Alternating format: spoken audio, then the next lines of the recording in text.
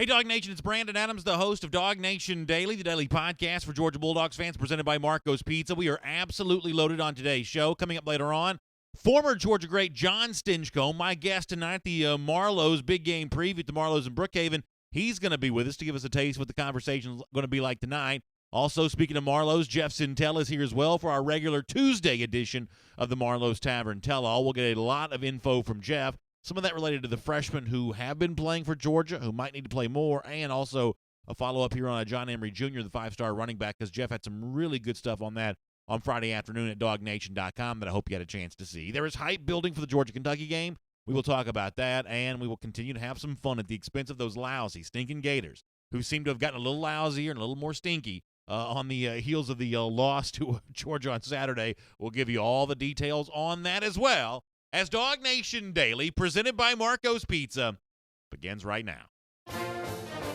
From DawgNation.com, this is DawgNation Daily, the daily podcast for Georgia Bulldogs fans, presented by Marco's Pizza. Here's your host, Brandon Adams. How could you not be in just a sterling mood on a day like this? Smiles all over the place around DawgNation World Headquarters. Part of that due to the fact that Georgia just beat Florida on Saturday. We are still basking in the glow of that. Part of that based in the fact that Georgia has a chance to own the East this upcoming Saturday. We're certainly really excited about that. And in between the Georgia win against Florida and, of course, looking ahead to Saturday, and a great special guest, a guy that's actually going to be with us a little bit later on in the program, John Stinchcomb, the former UGA great, going to be with us tonight at the Marlows in Brookhaven. Let me see that graphic one more time, if you don't mind, just so I can give the address here. 3575 Durden Drive in Atlanta. That's 3575 Durden Drive in Atlanta for the Marlows in Brookhaven for our DawgNation Big Game Preview. Really, really excited about the big event coming up there. Cannot wait for that one. That is going to be a ton of fun. All right, with all that out of the way, let me tell you that coming up in a few minutes, in addition to the appearance by John Stinchcomb, I also need to give you some info on why, if you've not been to a Marlows event for us yet this year, you may pick tonight to come to, and you'll make a great choice if you do, about a really cool thing we're going to be giving away. I'll give you more about that coming up in just a moment. Before that, though, the big game that we'll be previewing tonight at Marlows is, of course, the game coming up against the Kentucky Wildcats. And boy, I tell you, it is already starting to see some evidence of some hype building for this one in Lexington on Saturday. It's going to be one of the biggest games for Georgia of the season. And, of course, when the season began, you'd be hard-pressed to find any Georgia fan that would have circled the Kentucky game as the day that would have this much on the line for Georgia in terms of its chances of owning the East, and Kentucky, who would like to be able to do the same thing. But I thought our buddy Connor Riley did a great job of chronicling a lot of this in a Good Day UGA this morning that you maybe saw at DawgNation.com. Kentucky is taking out some billboards, believe it or not, in Times Square here, showing off some of their individual players here, trying to get some more attention for these guys. Now, I think some Georgia fans would suggest, why don't you win a big game like Georgia and then the attention will come here? Why are you trying to put the cart before the horse? But nonetheless, Kentucky here spending the money, going to Times Square, putting some of these names larger than life. You saw this at Good Day UGA this morning. Let me show you, though, a couple of the tweets myself here on a DawgNation Daily. First of all, here's Benny Snell, and if you're listening, radio or podcast, you're only hearing this, but you can check out the video and see more of this. Kentucky football tweeting about Benny Snell, the big picture of Snell, in his uniform, kind of almost giving like a Heisman-type pose there in the streets of New York City, right there in Times Square, putting his name in lights, so to speak. Snell, not the only guy who got that kind of treatment, though, from the Wildcats in Times Square. We'll show you a couple more of these for what is admittedly a very good Kentucky defense. Some attention being paid to some of those guys as well. Here's another one of those, courtesy of the Kentucky football Twitter account. Josh Allen, who's been great at rushing the passer this year. Apparently, he's got a couple billboards up in Times Square right now, which is seemingly laughable, seemingly ludicrous, but Allen's a good player here, but having to toot your own horn seems to be a bit of a weird thing to do, but Kentucky is indeed doing that. And then the other guy, the one we referenced on a DawgNation Daily yesterday, Cash Daniel, because of what Ben Cleveland had said about him, Cash Daniel tweets himself his own picture here and says, wonder if people in Times Square ever heard of Paintsville, Kentucky. They have now, because Paintsville's own Cash Daniel apparently there in Times Square. Yeah, it's been a wild ride and a wild time here for Kentucky as of late. Daniel and Allen and Benny Snell, all with billboards up in New York City in Times Square. The celebration on the heels of a win for Kentucky on Saturday against Missouri, one that if you were watching, you say, maybe the officials did the Wildcats a favor. Kentucky doesn't seem to be necessarily feeling that way. In fact, they celebrated so much in the locker room postgame that Kentucky coach Mark Stoops could actually be seen doing a little crowd surfing with his players. I think we have that image for you as well here, if you're watching on video at least, of Mark Stoops. Not the most flattering image here from Stoops. He would later joke that he's maybe been doing a little stress eating during the season, but we can show you Mark Stoops here, who's also crowd surfing, and you see him being held up there by his players. Kentucky football's Twitter account says, "We're all Kentucky coach Mark Stoops right now. Hashtag get up." Well, clearly that's what Kentucky's trying to do. They're trying to get up for this game against Georgia on Saturday, and according to one of the guys that knows the not just the program the best, but really who knows the Kentucky fan base very well, his name is Matt Jones. He is a radio host in what's known as Kentucky Sports Radio. He's been around the Bluegrass State for a long time, and in the aftermath of the win against Missouri and the exciting way it happens in kind of comeback fashion, and almost giving up hope, completely if you're Kentucky, only to pull a victory out there late. What Matt Jones told the Paul Feinbaum show yesterday is that the anticipation that now builds for Georgia is really unlike anything we maybe seen there in Lexington in quite some time. In fact, Kentucky fans are now giving themselves to almost dream the ultimate dream. I think he's half kidding when he says this, but here's another taste of just how excited the Big Blue Nation is about Georgia's trip coming up later on Saturday. Here's Matt Jones from Feinbaum.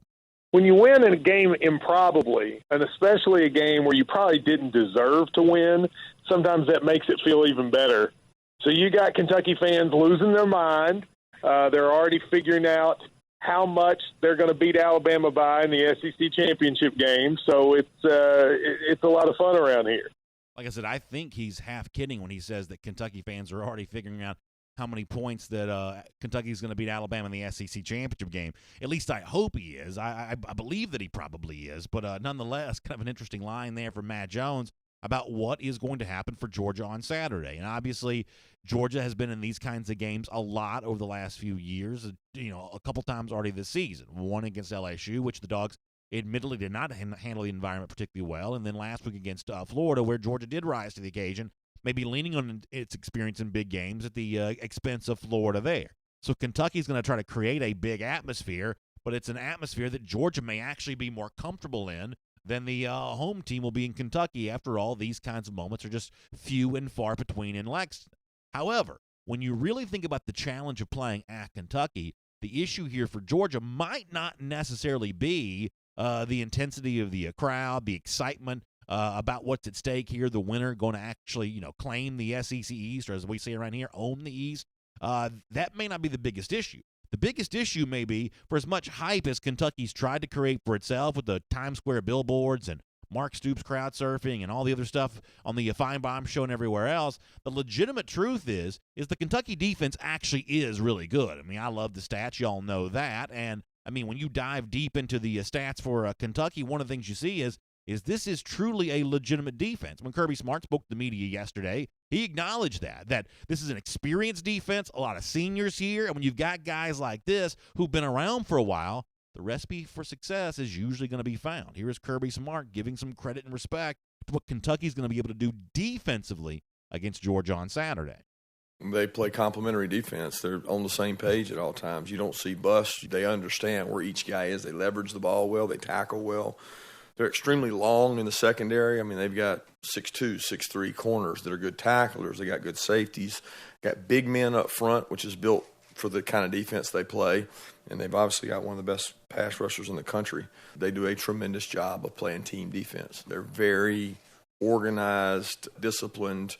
They know the game plan. They know what they're going to take away, and they do it. It's a credit to what they built, because when you build on the long term and you have this many seniors in a group, any defense I've coached or any team that I've been involved in coaching that has this many seniors is usually pretty successful because they played in our conference. Everybody wants to talk about how many stars did they have, how many great recruits did they have, how many games have these guys played.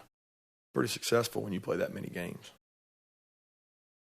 No doubt about that for Georgia here is dealing with that Kentucky defense is going to be a big issue. And really, Benny Snell's gotten the most attention this year, but if you really want to look at what makes Kentucky more dangerous, it's probably the defense more so than the running game that's actually the bigger issue here. They like to control the clock and keep the defense off the field, but when the defense is on the field, they've done a good job. And as we said yesterday, there'll be time this week to talk about what Georgia still needs to do better on. One of those things is get better when it's facing its own short yardage situations. As much as Florida want to act like it's a national championship to have stopped Georgia down near the goal line, the truth is for Georgia, that's a moment going back to last Saturday where you need to punch that ball in. Georgia was not able to do that, and Kirby Smart also acknowledged that shortcoming here. Heading towards Kentucky, there's still plenty for Georgia that needs to be fixed, and Smart didn't mince words when he discussed that. First thing I would say is we haven't been real good on short yardage defense either. So when you look at it, 3rd and 1s haven't been our flavor on either side of the ball and haven't been as successful as we would like to be. I think it comes with a lot of combination of things. Sometimes it may be putting too much on one player, asking them to do too much. Some of it is execution. And at times we've had some really good plays calls that we didn't execute. Then other times it's on play design and play call that we didn't do a good job as coaches. And I think a combination of those things you got to improve on. 3rd and short is what you should want to be in, from an offensive perspective, not defensively. But we got to do a better job executing in those. And some games we've gone in with a game plan that we've converted all those. Then other games we haven't, and we didn't do a good job of that against Florida, and we got to improve it. So the overall bottom line is Kentucky right now is a team that feels pretty good about itself. Georgia is a team that seemingly is working to get better each and every week, leading towards big moments like the one on Saturday. We told you yesterday that around here there are going to be 3 words that matter more so than any other this week. Those 3 words are own the East. I've got the T-shirt in my hand right now, the one that so many of you have already had and been wearing here for a while. Those 3 words are going to matter here on Saturday. Georgia tries to do it. It knows it needs to improve to make it happen. It knows that it's facing a real foe here in Kentucky to do so. The environment's going to be intense. But the truth is that's the way things should be. It ought to be a good team. It ought to be a loud stadium. It ought to be a big-time atmosphere around the city for a goal as worthy as this one, getting back to Atlanta and keeping those dreams of an even bigger championship still alive in 2018. My name is Brandon Adams. This is DawgNation Daily, the daily podcast for Georgia Bulldogs fans, presented by Marco's Pizza. Hello to you, no matter how you get to us today. Live on video, 10 a.m., DawgNation Facebook, YouTube, or the DawgNation Twitter feed. On the radio at noon with our friends in Athens on Athens Sports Radio 960 The Ref, and in podcast form, wherever podcasts can be found, including the Apple Podcast Player, the Google Podcast Player there for the Android devices, or the world-famous DawgNation.com. We're just really glad you found DawgNation Daily here today. Really appreciate Marco's Pizza for making it possible. For my family, Halloween means pizza. We don't really have time to cook anything else, and so you better believe that tomorrow we'll be dialing up that number, heading to Marcos.com to take advantage of 2 medium, 2-topping pizzas for $6.99 each. We love that every store, every day the Italian way, but especially in a busy week like this. Halloween, I think, the perfect time for Marco's Pizza. So check them out online at Marcos.com, and you can take advantage yourself of a great offer, 2 medium, 2-topping pizzas for $6.99 each. All right, we'll get Jeff Sintel here in a moment. It is former Georgia great John Stinchcomb later on. All of this kind of leading towards our big event at Marlowe's here tonight. Before we do any of that, though, let's go around the doghouse here on this Tuesday, brought to you by Brasstown Valley Resort and Spa in beautiful Towns County, Georgia, right there on the banks of Lake Chattooga. And I think this is very, very interesting here. Yesterday I had some fun on Twitter with Luke Ankrum, the Florida defensive lineman, for what he apparently was bragging at one point in time about doing in the game against Georgia on Saturday. In fact, I believe we have Ankrum's Instagram post here that shows him choking Georgia tight end Jackson Harris here, and he says, he's basically, choking him right there, and obviously he was proud enough about that to put that out on Instagram. Got a lot of heat for that. Eventually, I think he actually deletes this Instagram post and then would go on his Twitter feed, which has now become private as well, to kind of explain his actions here. Here's Luke Ankrum, the Florida defensive lineman, explaining himself on Twitter, who says, and this is what he tweeted, "For everybody think I'm choking this man, the ref was right there and seen the whole play. Obviously, y'all didn't watch the goal line play that happened. Watch it and let me know, when did I choke him? Because obviously the picture just shows the ending results after he got hit." That's Luke Ankrum via Twitter, an account that's now gone private. Here's the thing. I actually don't get that mad about guys choking guys, gouging eyes. I saw one photo that was shared with me that was even a little worse than that. Frankly, so much so that I wouldn't even show it here on the show. It's a little too not safe for a work almost. But the truth is, that's what SEC football is all about, right? I mean, these are tough physical games between tough physical teams.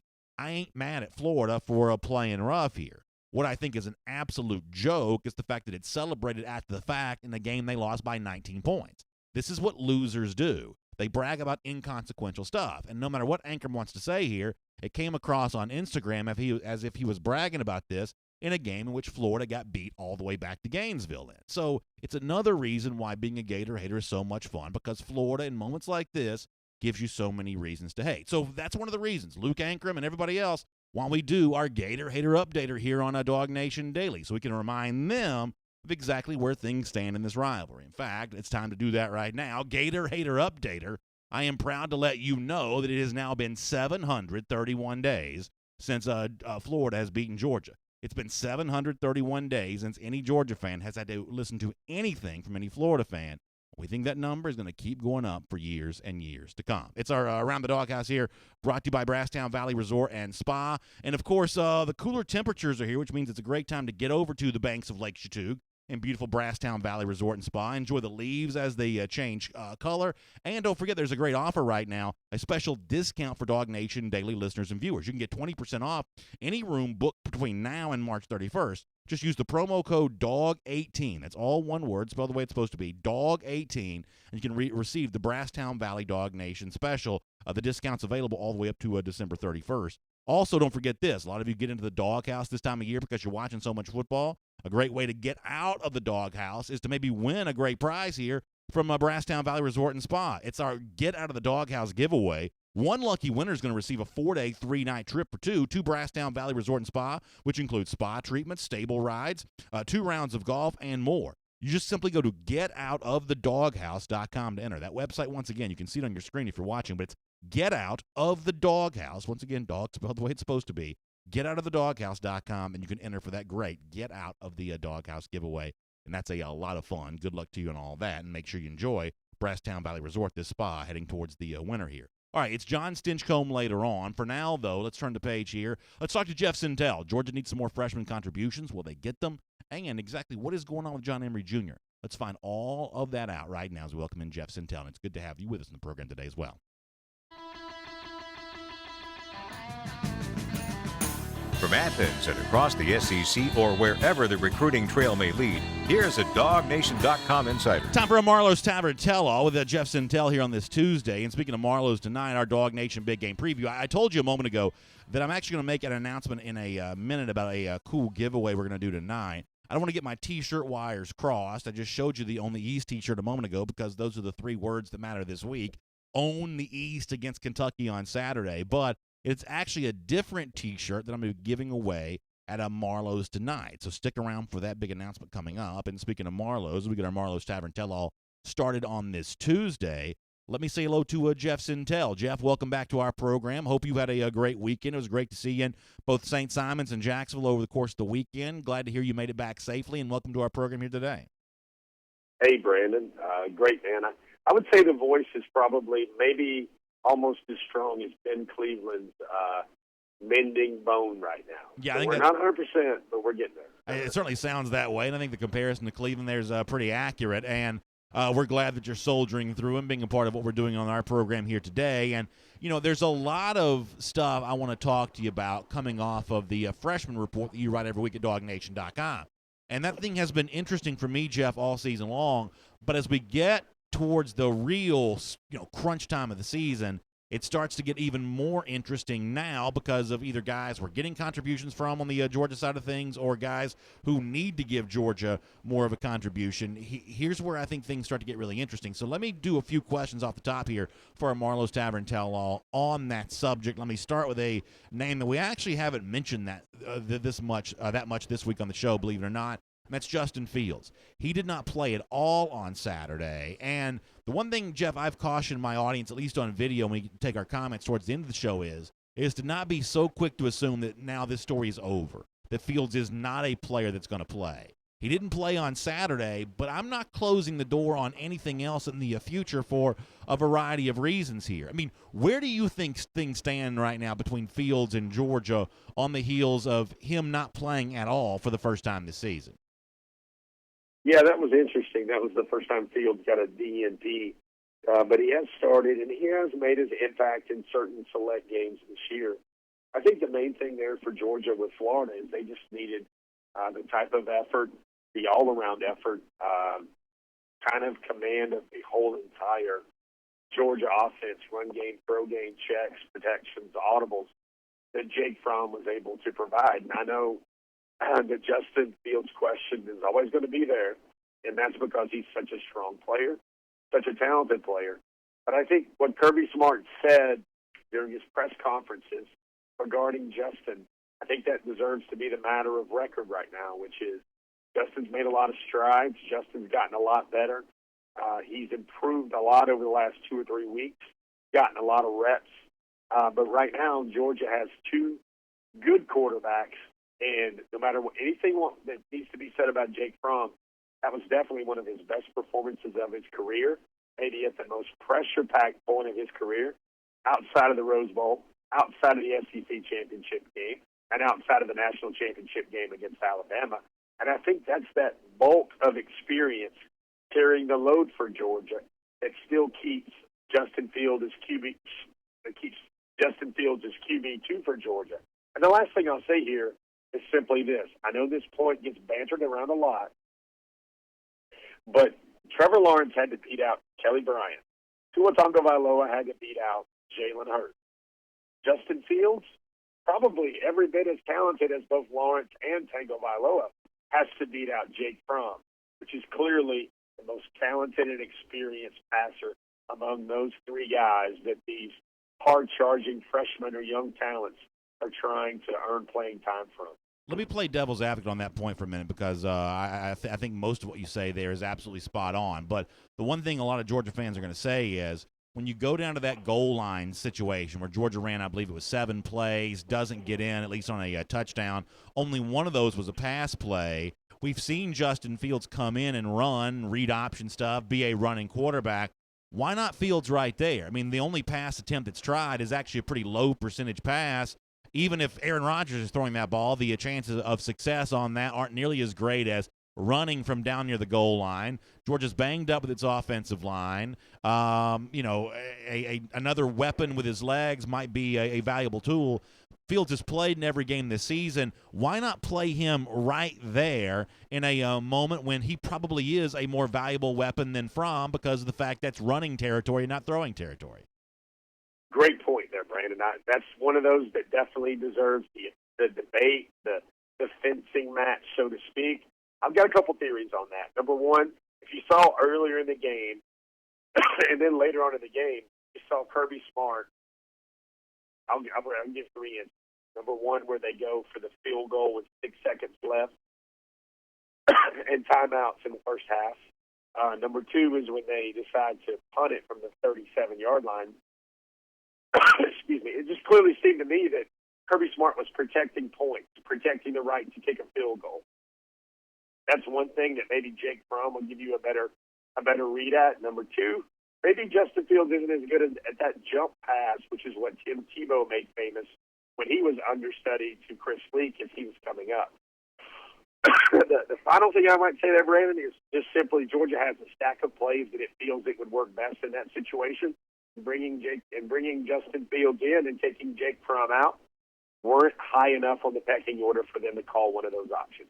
It's our Marlowe's Tavern Tell-All with Jeff Sintel here on DawgNation Daily. And in that same freshman report that you wrote at DawgNation.com, one of the things I loved was the story about how guys like Jordan Davis and Brenton Cox and Tyson Campbell have apparently taken on more of a leadership role here in terms of, I guess, leading. The best way to explain this is leading some individual small group meetings with their other position group guys there, standing up and speaking about specific responsibilities within the game.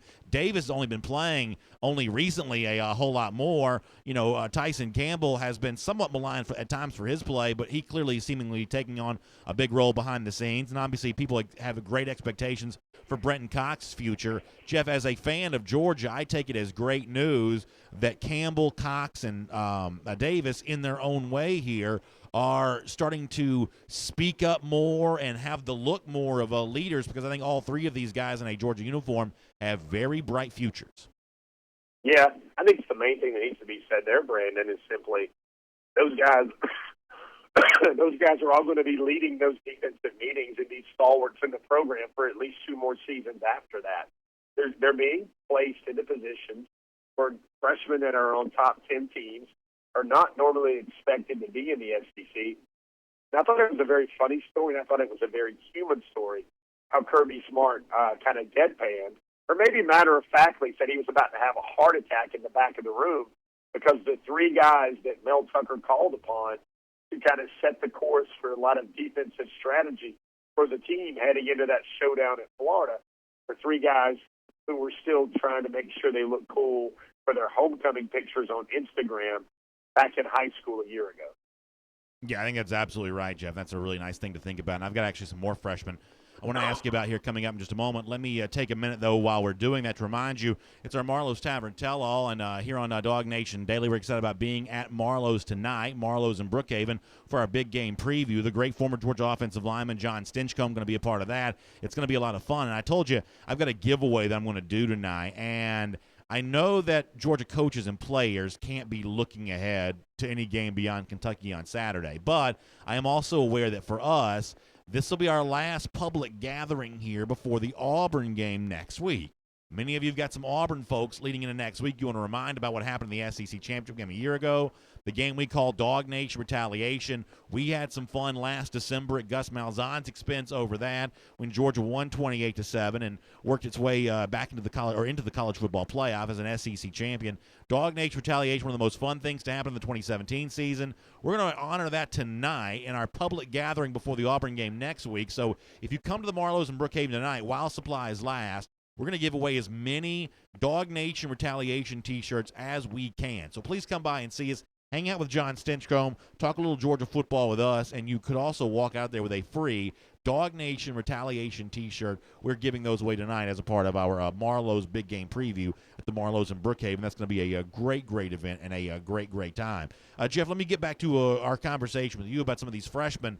And I think that every Georgia fan who's watching closely would say that Jordan Davis has been a bit of a revelation here for the Georgia defensive line. He steps up at a time in which Georgia really needs that. The rush defense, even with Davis in the game, is not perfect, but it is certainly getting better. And now, Jeff, as we turn the calendar towards November, I've had this month circled all season long as the time in which other freshmen might start playing more, might start playing better, might start making a bigger impact. You've reported in every freshman report you've done thus far this season, I believe, that Channing Tindall's playing, that Quay Walker's playing. Jeff, if Georgia's going to win the SEC here in 2018, admittedly the Dogs be an underdog here against Alabama, but if Georgia's going to win the SEC in 2018, if Georgia's going to be a legitimate playoff threat here, I think you've got to have some more freshmen step up and play. I hope that's not the truth every season, but for now, Georgia's still in position where it needs more help from freshmen. To be unfair to ask for Tindall and Walker and guys like that to do a lot in September, that's too soon into their college careers. But November, I don't believe is too soon. Do you think that guys like Tindall and Walker, guys who have played but haven't made a huge impact yet, do you think they are on the doorstep here of helping out that Georgia linebacking core, which could use an infusion of the kind of talent and athleticism that they seem to have, maybe Channing Tindall especially here? What do you make of that situation as we get towards what is really the stretch run for Georgia? Yeah, that's very interesting. I know the number one topic is probably for Georgia fans, DawgNation, and even Kirby Smart right now is how you fix that leaky run defense. And I think the main thing there is basically the way that inside linebackers get off blocks and how they make tackles in space. Kirby Smart even referenced it in his post-game comments. When Georgia has 2 guys and they have outside leverage on the back, they should be able to win that battle, and not the running back from Florida. Because remember, those guys from Florida aren't like 5-star backs or anything else like that. Davian Pierce, for example, was a guy that probably would be at Georgia right now if the Bulldogs thought he was a value add to the class, along with guys like Zamir White and James Cook. He just wasn't as highly rated as those guys. But to answer your question, Brandon, about lineup changes and who can rise up, I got a couple things. Number one, I would like to see Georgia see what they can do with Kay Crowder and Monty Rice maybe as the primary inside linebackers. I think that might be the best mix for success over the next 2 or 3 weeks, the remaining portion of the SEC schedule. But I know everybody wants to look at the 2018 guys, and there are some talents there. I personally think if you don't see Tyndall and Walker have greater roles in this defense over the next 2 weeks, I don't know if they will be ready to make significant contributions. Sure, they'll play against UMass. Sure, they'll probably play against Georgia Tech as well. But to me, the most immediate triage I see is something we saw a glimmer of last week. A guy like Jeremiah Holloman, who made his first career start from the 2017 class. I think this is time for Georgia. This is right about the perfect time for Georgia to start doubling down and looking for value and looking for impact from its 2017 class. There's a lot of guys on there. Malik Carey, he's very close. Mark Webb, Robert Beal. He didn't make the trip because he had the loss of a loved family member. But Georgia, in my opinion, if they're going to rise close and get there to where they have a puncher's shot against Alabama, Georgia needs more guys from that class. I'm talking about guys like Walter Grant to play better, Malik Carey. I'm talking about Mark Webb, Robert Beal, even a D'Angelo Gibbs type guy. Georgia simply needs more contributions from that 2017 class. Look at a guy like Monty Rice. He only made his 4th career start of his Georgia career last week against Florida. You need more from that guy. You need more from a guy like Eric Stokes. I think it's the time now where that 2017 class has to play more, has to help Georgia more for the Bulldogs to be what the fans want it to be this year. So I think that's really interesting, Jeff, and that's a very, very good point to make. In the time we have left here for our Marlowe's Tavern Tell-All, let me turn the page over to a 2019 recruiting note. Your piece on Friday afternoon as a follow-up to the John Emery Jr. decommitment I thought was fascinating. You got a quote from John Emery Jr., you got some quotes from Emery's mother, you got some quotes from Noah Cain's father, which is another elite running back for the 2019 class, and one of those dominoes that can also fall here on the basis of the Emery decommitment. It was a loaded piece, and reading that piece, Jeff, in concert with everything else that's gone on here, it leaves me feeling that a guy like Cain is a lot more likely to emerge for Georgia than John Emery Jr. having a change of heart and recommitting after decommitting. I believe there's a very strong likelihood that Jaden Hazelwood still ends up at Georgia. I don't hear a thing when it comes to John Emery Jr. here, at least in my head, of why he might be coming back. It seems like Emery is now leaving and that Georgia's best chance at an elite running back is now Noah Cain. Am I misreading the tea leaves based on your own reporting here? Well, there's some update to that. I've been told that Georgia has reached out, and there has been communication back and forth from Noah Cain and Georgia. That's running backs coach Dell McGee. I've heard from the Cain family that Georgia is now starting to get back into the daily mix, where it was maybe a weekly or bi-weekly mix, trying to keep the burner warm for Noah Cain. Now things have changed. I know there's a lot of chatter out there about Kenny McIntosh. That's a running back from Florida. There's also the thought of what Georgia's appeal would be to Ty Davis. Perhaps if Ty Davis, the LSU commit, it becomes a part of the class with John Emery. Does he want to be a kind of a co-lead back in the class with John Emery?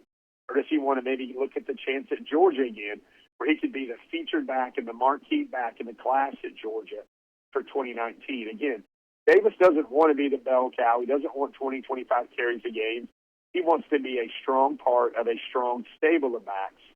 And that's one thing to think about there as well. Along with the renewed interest in Noah Cain, might be the chance that LSU's good vibes it is now getting with John Emery might lead to Georgia making another push at Ty Davis to come be the featured back in this 2019 class. But one thing that I think might happen, Brandon, is I can't see a way where Emery and Cain are part of the same class, much like Emery, Cain, Trey Sanders. I can't see all of those backs linking up together, or any two of those backs linking up together at the same school. If I had to think about Georgia's options at running back right now, I think the best mix of talent, mutual interest, I do think right now it might be Noah Cain. So, real quick follow-up to that. I mean, obviously there's a lot to like about Ty Davis, the current LSU commit. I mean, you've talked about him before. His tape seems to really impress a lot of the people who watch tape for a living. You know, maybe this matters, maybe it doesn't, but it is fair to point out that if Georgia were to trade John Emery Jr. for Ty Davis, Georgia's chances of getting the number 1 recruiting class have just vanished into the ether at that point in time. You know, now if you get the right player, what the rankings were in the as a high school player ultimately don't matter. But a lot of Georgia fans are watching those rankings closely. It would seem to me almost mathematically impossible to be number 1 in recruiting if you trade Emery for Davis.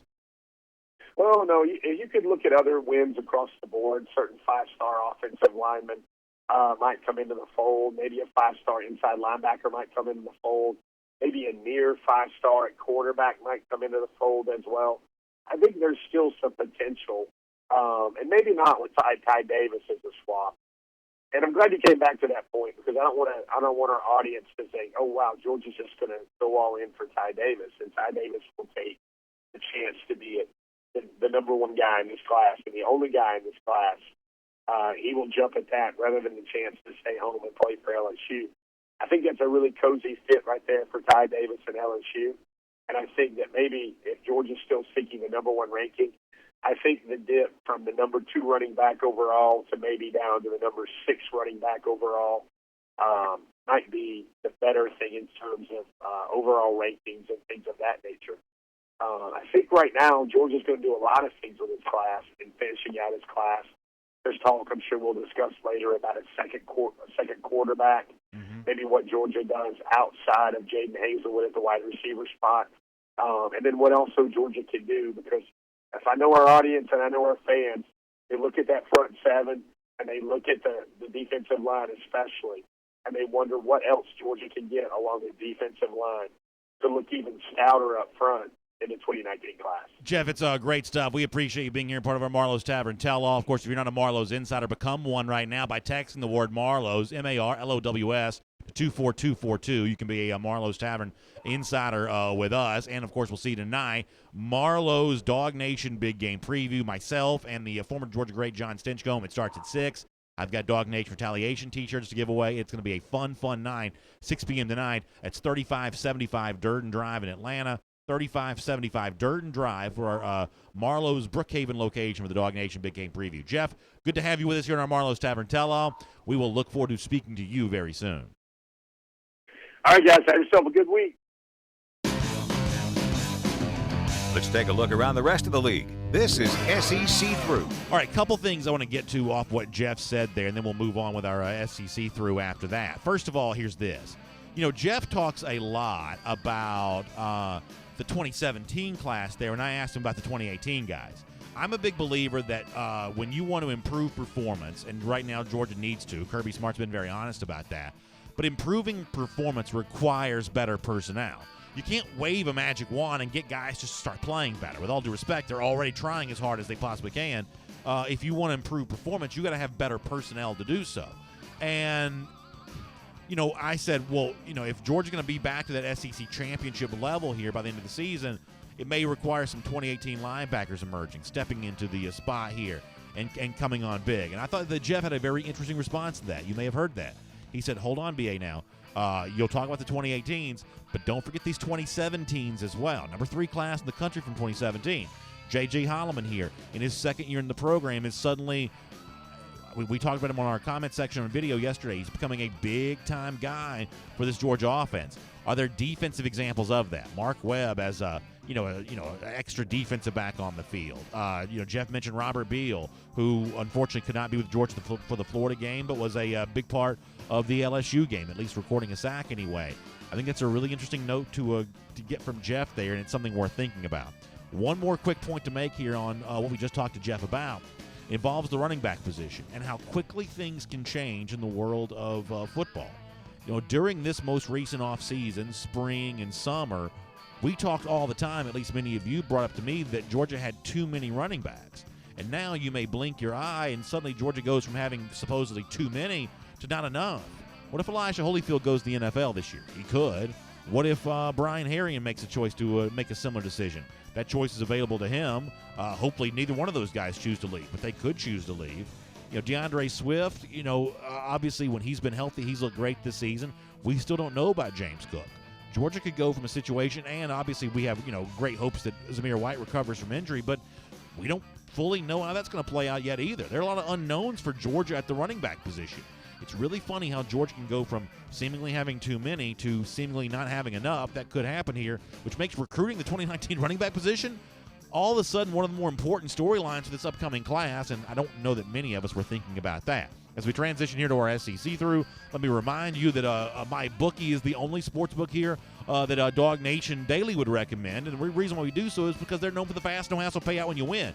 They also offer you great chances to, you don't just have to bet the individual game winner. You can do something like a parlay where you put a little bit of money down, but you have a chance to win a whole lot more. For instance, you pick the right 3 teams, a $100 bet may win you as much as $600. It's a really cool thing. It's one of the reasons why you want to try MyBookie. And right now, MyBookie does have a special offer for DawgNation Daily listeners and viewers. You can get 50% off your first deposit, but you got to go right now because you got to use the promo code DawgNation, all one word, spelled the way it's supposed to be, DAWG, all one word, DawgNation. When you find MyBookie online, that's MyBookie. You play, you win, you get paid. It's as simple as that after that. But use the promo code DawgNation to get your first deposit matched 50%. But you got to act right now. Find MyBookie online. All right, tonight is a big night in the world of college football because the first college football playoff rankings will be released, and I think the SEC could play a pivotal role here. Alabama, I think the expectation would be that Alabama will be number 1. Alabama's been number 1 in both the coaches and the AP poll all season long. But remember this, Alabama was also the overwhelming number 1 team in the polls last season. As the Bear Chris Felica pointed out on Twitter, they got 58 of the 60 available first-place votes in the final AP poll before the playoff ranking came out a year ago. But when the ranking came out, the first one anyway, it was Georgia that was number 1, not Alabama. Could there be a surprise again tonight, Alabama not being number 1? That may be a reason worth tuning in. The committee likes playing games like that. Also, another fun thing to think about what's going to happen with LSU.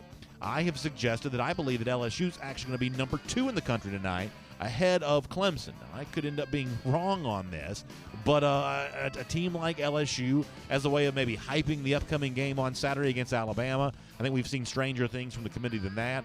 Watch out for the possibility that LSU comes in at number 2. Georgia's going to fall somewhere at 5 or 6, but the honest truth is it probably doesn't really matter all that much. As long as Georgia keeps winning, it's in the college football playoff. But Georgia, if you want to pay attention, should be somewhere around 5 or 6 tonight. It'll be interesting to see where Kentucky lands. Does Kentucky make it into the top 10? If it does, that's a nice matchup for Georgia on Saturday. I think there's a chance the Wildcats do get the nod there. And, of course, the non-SEC teams you're paying close attention to, the Clemsons, the Notre Dames, the Michigans, they should all factor into that top 6. It should be a fun broadcast tonight with the College Football Playoff Selection Committee Top 25. We'll actually watch that with you at Marlowe's for our DawgNation Big Game Preview. And speaking of that, let's get ready to say hello in just a moment here to the great former Georgia offensive lineman John Stinchcomb. He's going to have great thoughts on everything going on with what Georgia's done this season, with what's going to happen against Kentucky on Saturday. He's actually an interesting one to speak to because he actually played a very big game in Kentucky back in 2002. So let's talk to him about that and so much more. It is a great, great former Georgia player, a terrific guy, terrific stories to tell. He'll tell a lot of these at Marlowe's tonight. It is the former Georgia great John Stinchcomb here on a DawgNation Daily presented by Marco's Pizza. John, looking forward to being with you tonight. First of all, thank you so much for coming out and saying hello to Georgia fans. We really appreciate you sharing your time with us. Oh, it's going to be a blast. I look forward to it. Thanks, guys. Well, we're really excited about it as well, John. And I guess let me start with a couple of things I know are top of mind for a lot of Georgia fans here. First of all, your thoughts on what happened against Florida. I think for a lot of Georgia fans, it was a calming moment here to take some attention off of what had not happened against LSU. It was refreshing to see Georgia get back to its winning ways. You watch the games probably more closely than some do. What was your overall takeaway from what Georgia was able to get done against the Gators?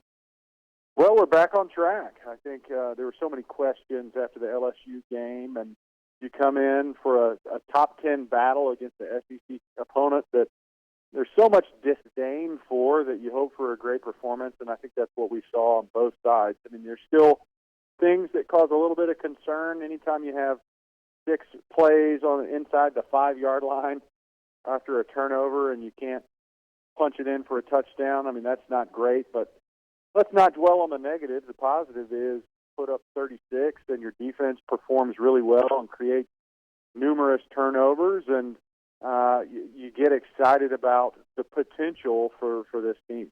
Now, one of the things we saw come up on Saturday is something that you obviously know really well. That's the offensive line. Andrew Thomas leaves part of that game with an injury, ends up coming back in because the guy that replaced him, Kendall Baker, also got hurt. Georgia's played without Ben Cleveland now for a while. I think Cleveland has proven himself to be one of Georgia's best offensive linemen. In a way, John, and maybe you agree with this, Georgia's actually in a better position, I think, to withstand those injuries this year than they would have been in 2017, where if you'd seen multiple starters going down with injury, it could have really, devastated Georgia last season. There's more depth now. I think Cade Mays, the freshman, is credited with kind of helping out with some of that. But nonetheless, it is still a challenge when you're moving offensive linemen around as much as Georgia's been able to or needed to, and when you're having to bring in a lot of less experienced guys to suddenly play in kind of a starting role. I mean, what do you think of the fact that Georgia has, I don't want to say patchwork, that's overstating it, but certainly it's dealt with some challenges along its offensive line because of injury. What do you think about the way that Georgia has handled that thus far this season? Well, I think they're positioned themselves to be able to handle it. Georgia hasn't had the depth that they've had, that they have currently. It's without a question the most talented and deep group in the offensive line room that Georgia's seen, and I don't know how many years. But anytime you can lose or get dinged up in two starting positions, and still be able to weather that storm with Andrew Thomas and Ben Cleveland, and then still be able to rotate guys in and then perform at a high level, I think it speaks volumes for what Kirby and Sam's been able to do in the offensive line room of just getting talent in the door. Cade Mays, true freshman, has been playing against high school kids last year, and he steps right in at multiple positions. And, there's some bumps along the road, but you talk about a competitor. It's fun to watch him play. He's got a room to improve, but just his demeanor and his disposition of how he attacks the game, I think fans should be really excited of what's to come from him. With Andrew Thomas, I don't know the last time he's been healthy. He's such a grinder. He's a tough kid because he hasn't been healthy much this year and continues to compete at a really demanding spot as a true sophomore left tackle. Once that kid's healthy, I can't wait to see what he can do. Yeah, I think that's really well said, John. It's obviously a unique situation on Saturday because most Georgia fans don't have a lot of vivid memories of going to Kentucky to play what is a good Kentucky team. But my memory of your last trip up there in 2002, that was actually a pretty good team, and I remember there being a little bit of hype before that game. Guy Morris was the coach back then. I remember there was a story in the newspaper up there about how they had saved money to tear down the goalpost after they beat you guys. Of course, it didn't work out that way. Y'all got the win, but am I not right about this, that your last trip to Kentucky in 2002 was actually a pretty good atmosphere against a pretty good team? Y'all got a big win that day, but the build-up to the game, there was actually a little bit of hype on the Kentucky side, or am I misremembering that? Oh, that's very much the case, and I remember being recruited by Guy, great coach and really a great motivator. He can paint a pretty picture, and I think that's what he did a great job of that year, is getting his guys to believe, not only the guys on the team, but really the school and the community, the fan base. It was a hostile environment, and I can say that many times you go into an opponent's place, and if they have a history of not being super successful, which is a polite way of saying they were perennial losers like Kentucky had been, that year it was unique. It was very special. They felt like they had a legit chance, and we prepared that week for a battle. And I think that goes to the credit of their coaching staff of getting their guys ready and believing in what they had, similar to what you have this year. They're a number 11 ranked team in the country. How many times have you said that about the Kentucky Wildcats? Sure. And really coming off a game that, if you watched it for 59 and a half minutes, you thought there's no chance this team's going to win it, and they still find a way to squeeze it out and remain in the discussion as one of the best teams in the top 10, top 15 in the country. So it's one of those. You got to go in ready when you prepare for a game like that, because you know that there's no quit in them. And let's be honest. I think we as Georgia fans can say our best versus their best. We like our chances. but that means you got to put your best out there and get ready for a battle. Without a doubt. Let me squeeze in one final question before we let you go, John. Georgia's going to try to win a division again on Saturday. That's something that's happened a few times now, but back in 2002, you were a part of the first ever Georgia team to win an SEC East, and you would also go on to, of course, win the conference there as well. But when it comes to winning that division, the SEC championship had been around for a while, and Georgia, even though the game had mostly been in Atlanta, hadn't gotten a chance to play in it. How special was it for you personally, and what are your memories of being the first Georgia team to accomplish what this Georgia team is going to try to accomplish on Saturday, which is win the division and earn itself a berth into the SEC championship game? What do you remember about that?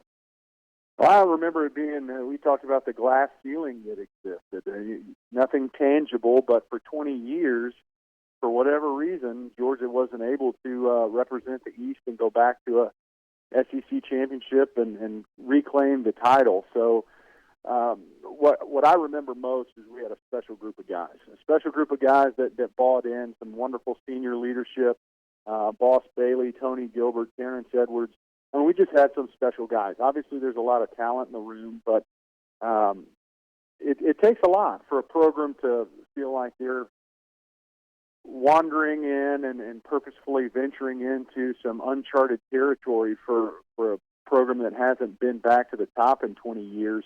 We wanted to reset the standard, if you will, for what it meant to be a Georgia football team and for our program. So it was a special year and something that we thought the program, University of Georgia, could continue long after we left.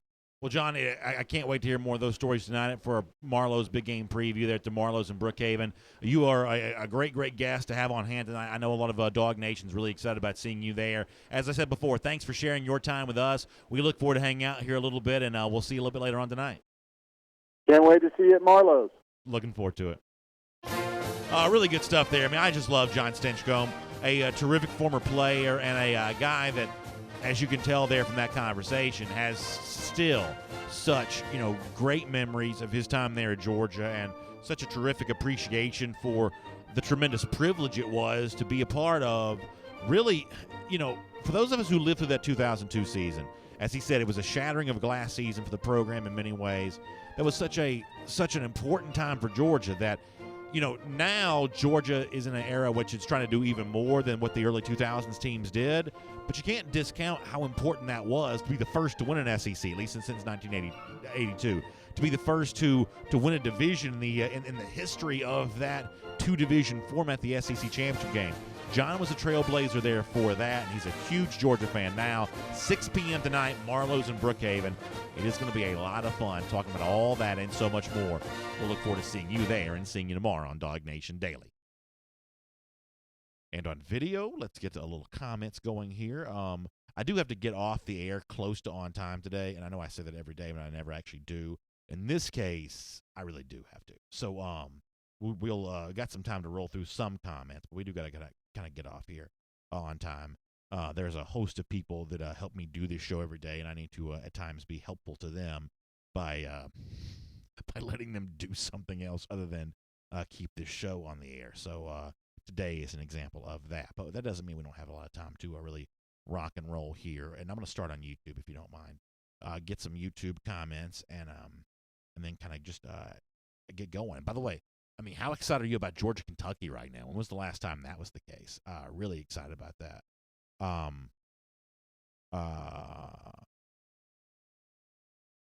the way, Jason F. bringing up an interesting point. Should have backdoored into the national championship game the year that LSU went.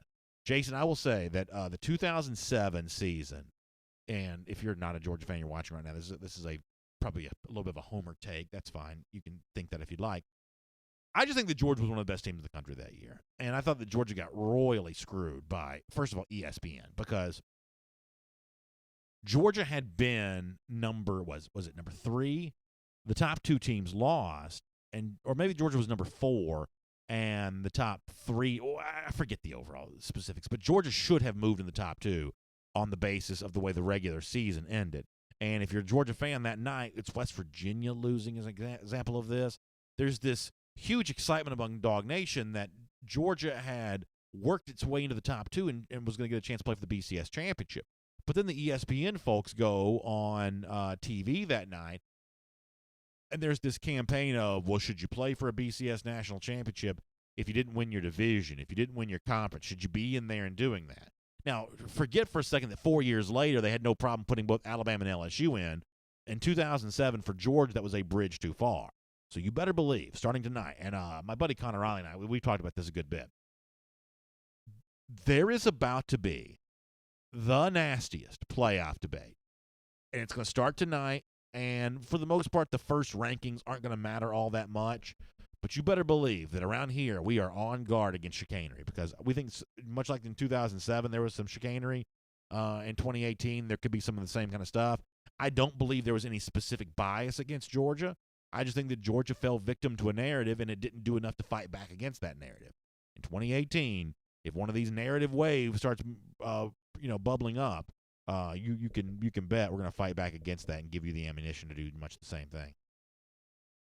Ken Boyd says, young pups growing up fast, getting to be a force to be reckoned with. Hope Big Dog Ben Cleveland can see quality time this week. Yeah, me too. Me too. Would really love to see that. K9 Blues ask on the subject of the offensive line, any word on Sawyer and how he's looking for playing time? I'm confused as to why he hasn't played more with the injuries especially. So I think here's the problem. I think that, if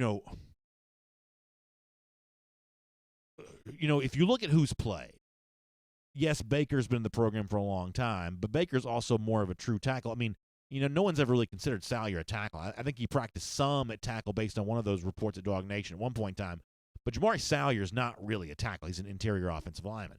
So one of the reasons why Baker goes in is because Georgia needed a tackle. Baker is more of those than Salyer is.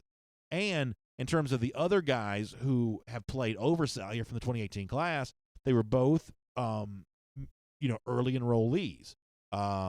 Trey Hill went through spring practice. Cade Mays went through spring practice.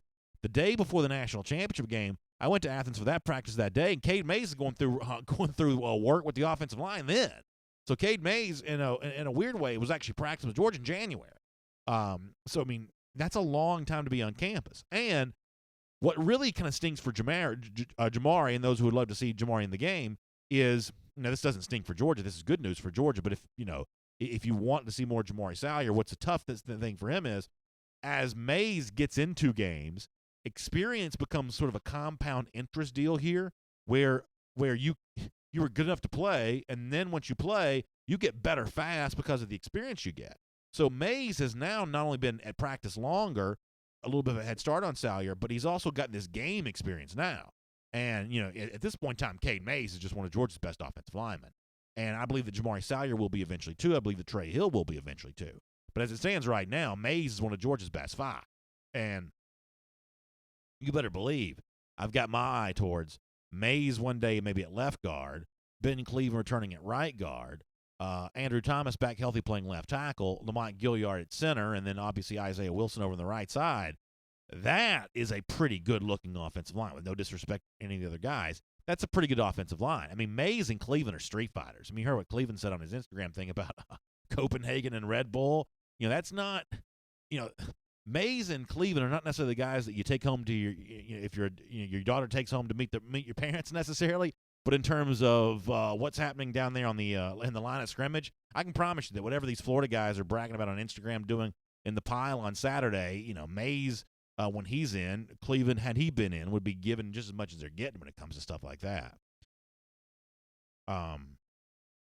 Richard Lumpkin on the subject of Jordan Davis. Yeah, this would seem to be a really important game for Davis. I really agree with you, Richard, on that. CrossFit Decisions. Thanks so much for the kind words. Really appreciate that. RT367 says, I'm disappointed in the play at linebacker. I told y'all this on Monday that, while we're going to celebrate the win over Florida, you can't deny that there's some issues that are still there for Georgia. You can't deny. And right now, Georgia is just not championship level with its linebacker play. It's just not. Doesn't mean it won't be, but as it stands right now, it's not. And I guess if you're not a Georgia fan, it just seems obvious, right? I mean, if we had some analyst from some other part of the country or some fan of some other team, they would sit here at this desk with me right now.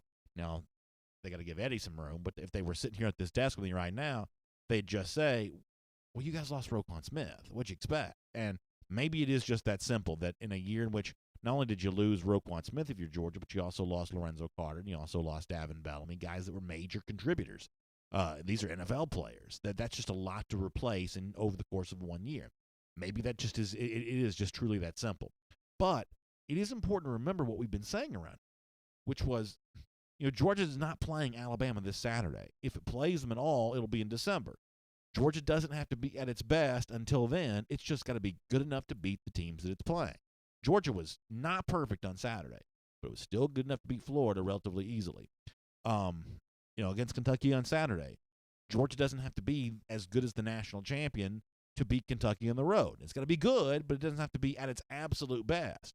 It's still got some time to work some young players in and figure out, where it can get some more help. It does have some time to do that, and I believe it'll take, advantage of what's out there for it.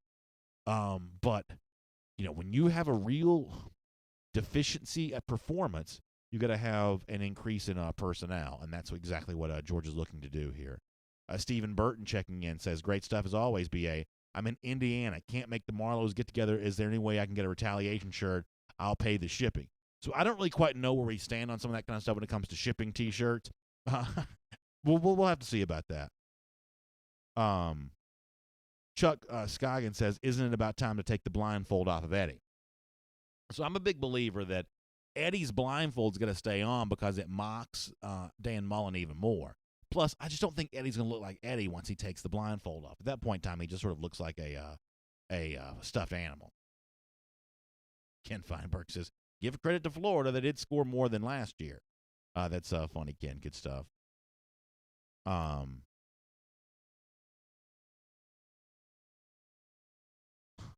Jonathan Clark says, Eddie sitting in a bowl of nuts would be perfect. That actually would be good. Plus, I can get a little protein during the show.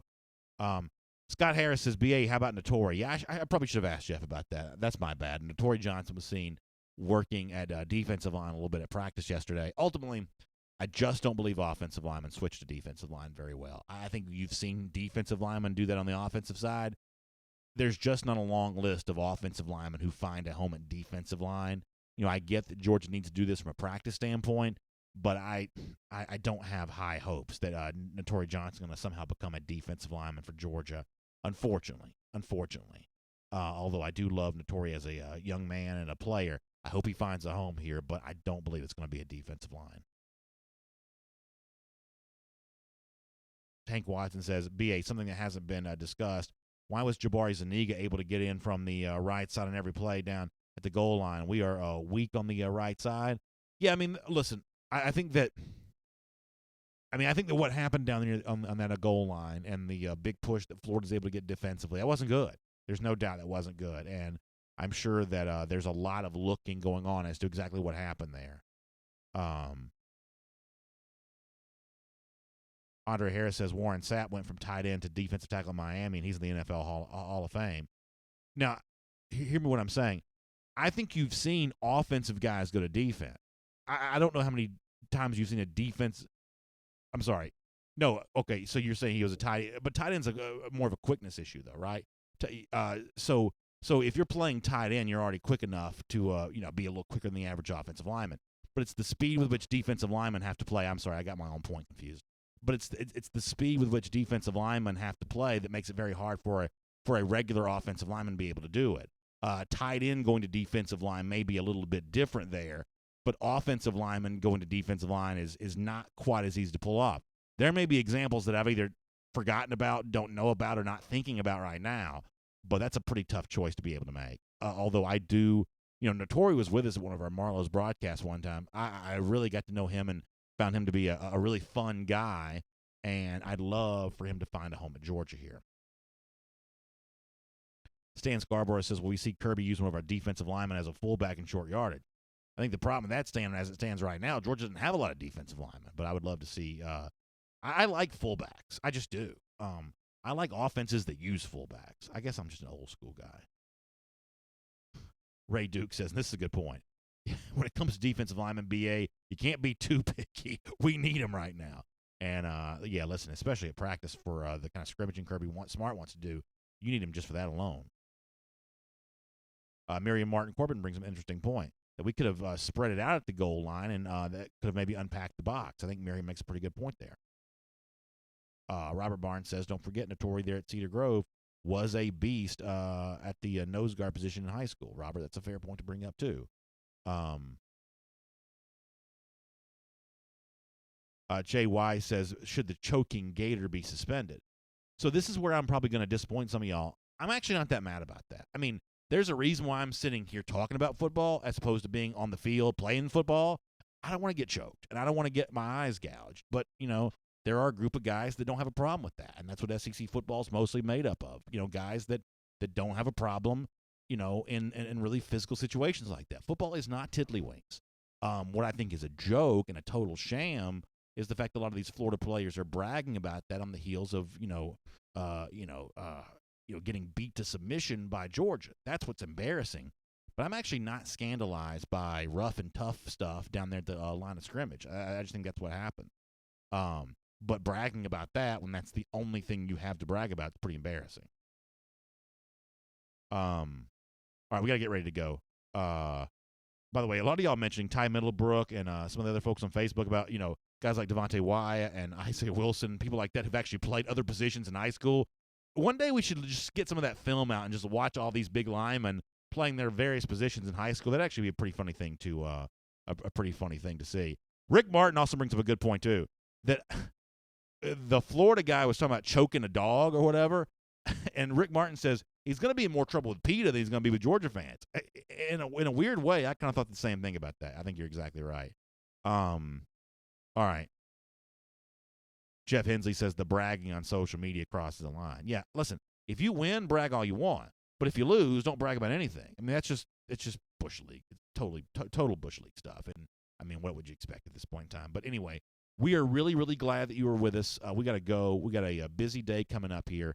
Cannot wait to see you tonight. If you're anywhere near the Atlanta area, we'd love for you to be at the Brookhaven location of Marlowe starting at 6 p.m. for our DawgNation Big Game Preview. How much did you love John Stinchcomb, by the way? He is going to be great tonight, and I can't wait to talk to him and you there at Marlowe's. We'll see you at Brookhaven, 6 p.m., and back here tomorrow morning at 10 a.m. for another episode of DawgNation Daily Live presented by Marco's Pizza. Y'all have a great day, everybody.